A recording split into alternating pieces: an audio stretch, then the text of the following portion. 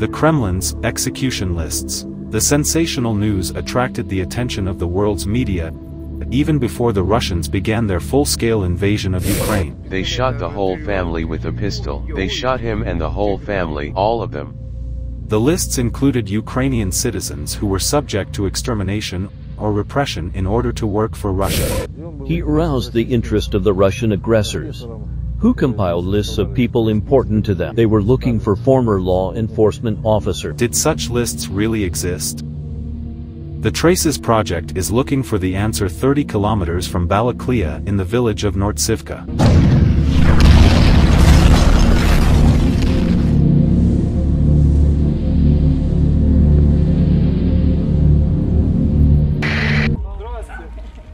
Good afternoon.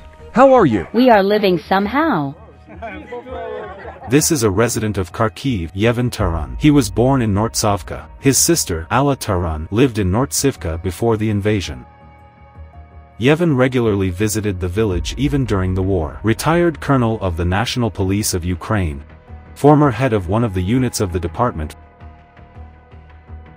for combating organized crime in Kharkiv region. Now I will show you where I spent my childhood. This is where I spent my childhood.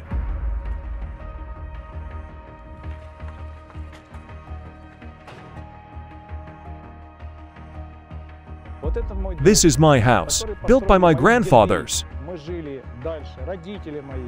Then my parents lived here, and we grew up here. More than one generation, probably 20 people, came out of this house and grew up in it.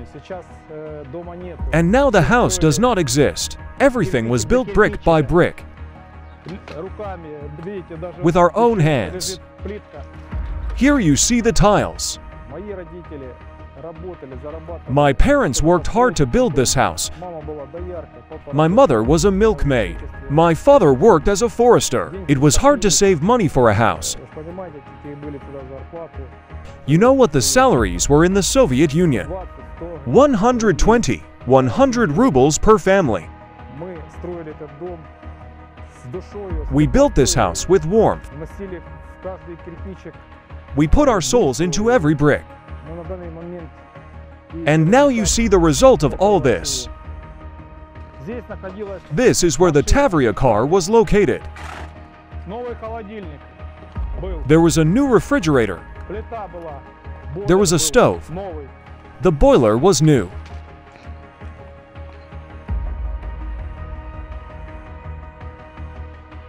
And here are the details of this story.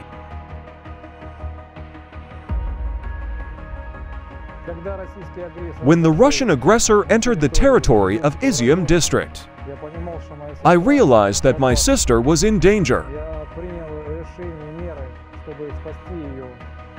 To save my sister, I sent her from this house to a safe area. We are located in Germany. We were running away from the war. It was very scary. We were being persecuted. There is nowhere to return to. There is no house, just a brick.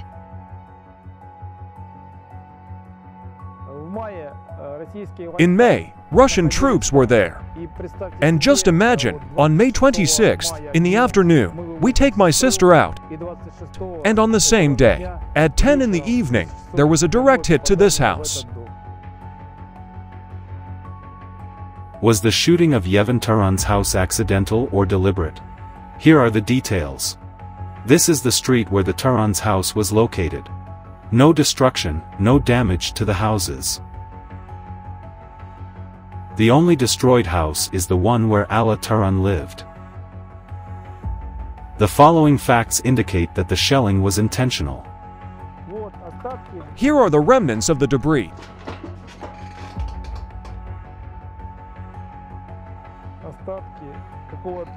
Remains of a shell hit. They missed the first time, I understand. And this was the result of the second shot. And the third hit was in the garden, in the household. We can't go there now. Let's go through and see. I'll show you where it hit. Here is this funnel. Here I am standing. Half my height, you could say. I think it was the first explosion. They didn't hit. But the second one hit the house. The explanation of the possible reasons for the shooting of the Taran house also deserves attention. I've known Yevhen for a long time. We served together in the police force. Yevhen is a professional who solves serious crimes while working in the department's organized crime unit. Hence the interest of the Russian aggressors, who compiled lists of people important to them. They were looking for former employees, as their interest was in the agent apparatus. If they broke Yevhen and subdued him, they would be able to engage in some kind of sabotage. These were their plans. Was there really a threat to Alla Taran's life? No one in the village was safe. This is evidenced by the story of this man, who had to experience the horrors of the Russian occupation. When the Russian troops came, I was in the village. At first they were in Zalamanovka. They did not come here. And they were like that for 3 or 4 days. There were patrols going around all the time. As soon as a patrol approached, I was immediately warned by my neighbors, after which I hid. I even spent 3 or 4 hours sitting in the toilet, hiding in the barn and in the firewood shed. Wherever I could hide. If they found how many people I know in Balaklia, the Russian military, would come in, and the first question was a military ID. Only a military ID was enough to get the whole family shot with a gun. He and his whole family were shot. If I had been caught at my neighbor's house, they would have shot me, her friend, and the neighbor. All of us would have been killed.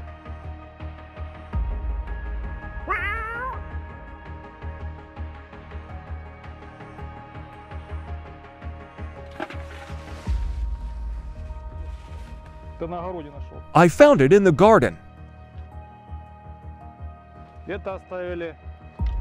It was left by the Russian occupiers. A tube from some kind of grenade launcher for destroying armored personnel carriers and tanks. There are even Russian letters. This is a confirmation that Russians were here and left such a toy. It is not combat-ready because it has been used.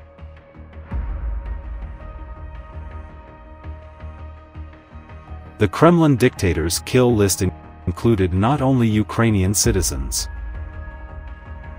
It was also the destruction of everything. I studied here, and in '89 I graduated from this school, which no longer exists.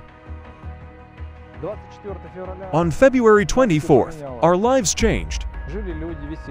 People were living, enjoying life, making plans for the future. But one day the Russian aggressor came here.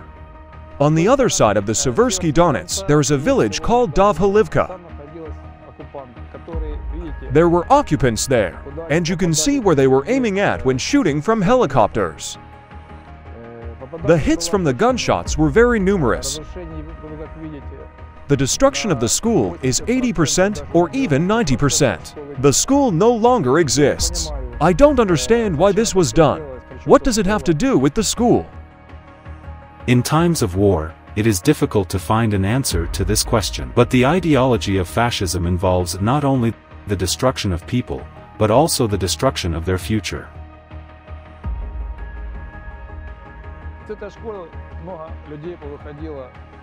Many people graduated from this school who are now working, serving, and raising children. And now look, what's left of the school? Leftovers from the chemistry classroom.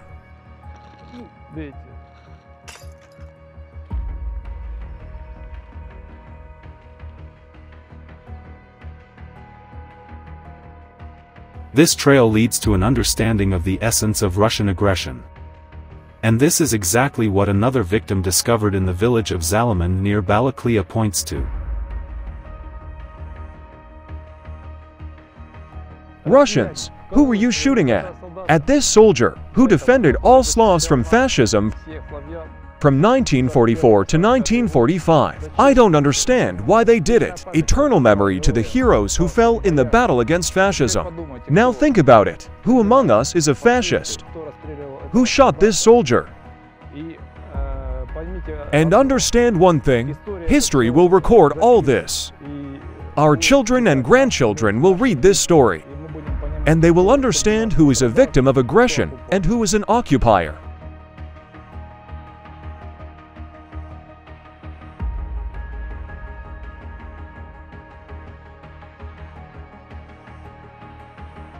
This is not our last study of the traces of Russian aggression in the Kharkiv region.